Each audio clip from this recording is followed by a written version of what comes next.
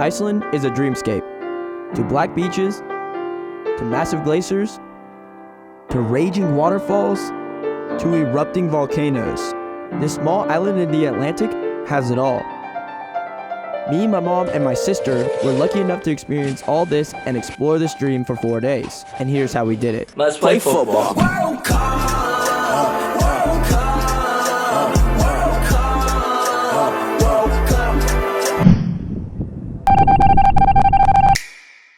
It's been 37 hours of travel. We got to the airport and I didn't get my bag. And we were off to breakfast in Iceland's capital, Reykjavik. We went to a place called Sandhole. I got a waffle and my sister got a parfait yogurt thing. After, me and her created 7 goals for the trip. We wanted to see lava, the northern lights, watch a geyser explode, see a black beach, see some insane waterfalls, try lamb steak, and learn an Icelandic word. A lot to get done in really 4 days. Right now, we are going to the Golden Circle. The Golden Circle has some of Iceland's most famous attractions, including the Mid-Atlantic Ridge, geysers, waterfalls, and craters. However, today we're only going to the ridge. We arrived at the national park. This place was one of a kind, but the main thing here was the waterfall, and I'm not going to try and pronounce it. But the cool thing about this is it's the only place in the world where you can see the tectonic plates collide outside the water. After, we headed back to Reykjavik into the Sky Lagoon. The Sky Lagoon is nothing like the Blue Lagoon that we're going to go see tomorrow, but it's known for its 7-step ritual that's supposed to awaken your senses and leave your skin healthy and glowing. Step 1 of the process is the lagoon, but the rest aren't as nice. Step 2 is a cold plunge.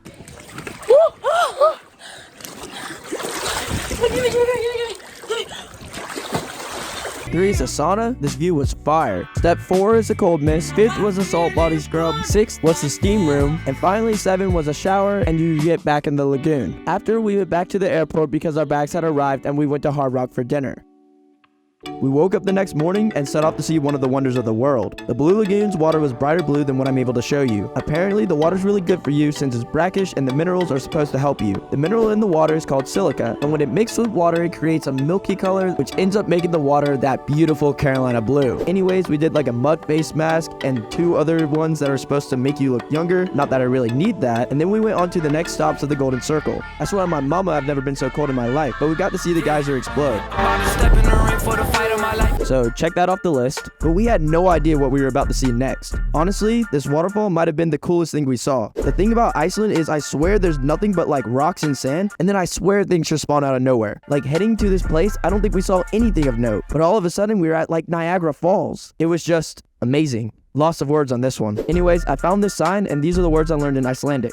Nakuflida. The language is kind of aggressive. It means use a drone, but just check it off the list. We then continued our journey down the Vik. Vik is known for its black beaches, the ability to see the northern lights, and it's located next to the most active volcano in Iceland, which I'll explain why that's important later. We checked into our Airbnb and then we went to dinner at a restaurant in the town. This place had one of Iceland's most iconic dishes, lamb steak, and check it off the list because that mess was so good. But that night was our chance to see the northern lights. But you see, here's the thing. In order to see the northern lights, you need 4 ingredients. Number 1, no clouds. Duh. Number 2, it must be between September and April. Number 3, low light pollution. And number 4, the aurora forecast needs to be a certain level. Basically, it's a 1 to 10 scale, but if it's a 1 or a 2, there's no hope. If it's a 3 or better, there's a chance. Well, the first 2 nights we were there, it was a 5 and a 4. And that night, it was a 3. Night came, and we weren't able to see him with our naked eye. However, I realized if I blinked, I could see him for a quick second. I got on my camera, and I was able to capture these colors. But remember how I said it was a 4 or 5 on the night we got there? I actually got to see them on the plane, so check it off the list. Then, we finally went to sleep.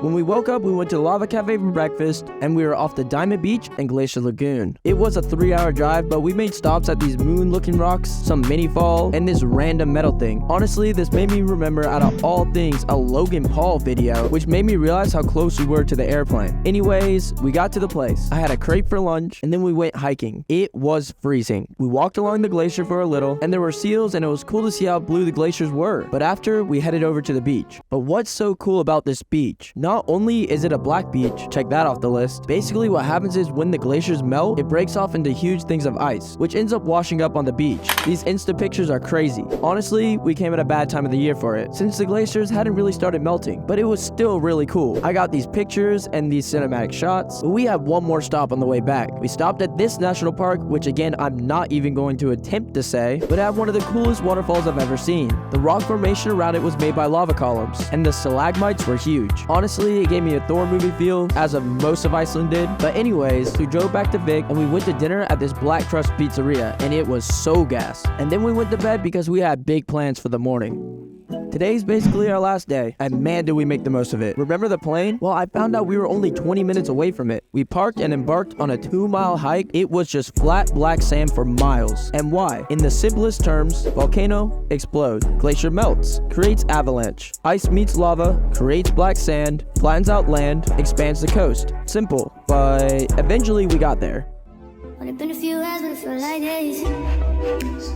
This used to be a US Navy plane that was stationed in Iceland. It crashed in 1973, but all 7 people survived, and now it just sits here. We spent way longer than we expected taking pictures and climbing the plane, but eventually we returned to our car. We drove back to Vik and had lunch at this ice cave bistro, but after lunch we had something super unique planned. Remember how I said Vik was next to the most active volcano in Iceland? Well, because of that, it is home to the only controlled lava show in the world. It was crazy to see in person, but after the show we got a piece of hardened lava and we got to go behind the scenes. The whole experience was pretty cool, so check it off the list and I definitely recommend. We then said goodbye to Vik and the Black Beach one last time, but we had to be quick because we had more stops on the way back to Reykjavik. First, this Triple Falls. It was cool, but we didn't stay long. On the way to the next one, we pulled over because we saw some Icelandic horses. No cap, these things were weird. The reason why they were so hairy is because the genetic pool has been the same since the Vikings. No horses are allowed to leave and no horses are allowed to be brought on. They were actually super friendly. We got to feed them, but then we said goodbye and went to the next waterfall. This is one of the most famous ones in Iceland, and it's because when it's warmer, you can go behind it. But we couldn't go because it was way too icy. Like, these stalagmites were crazy. Again, this place felt straight out of Star Wars, and I think it's safe to say we saw some insane waterfalls, so check it off the list. Anyways, we continued our journey to the last stop of the Golden Circle. This crater used to be a volcano, but it collapsed on itself. It was hard to give a perspective on how big it was, but it was actually huge. What's really cool is this place hosts concerts with bands performing on a floating raft in the middle. But then we left and we returned back to Reykjavik. This trip was truly something out of a movie. Like, being there didn't feel real. If you ever have a chance to go to Iceland, I highly recommend. If you enjoyed the vlog, let me know. I spent a lot of time editing this video. And if you need any advice on what's worth it and what's not, feel free to ask. Maybe one day I'll go back, and maybe one day I'll make another vlog. Until then, peace.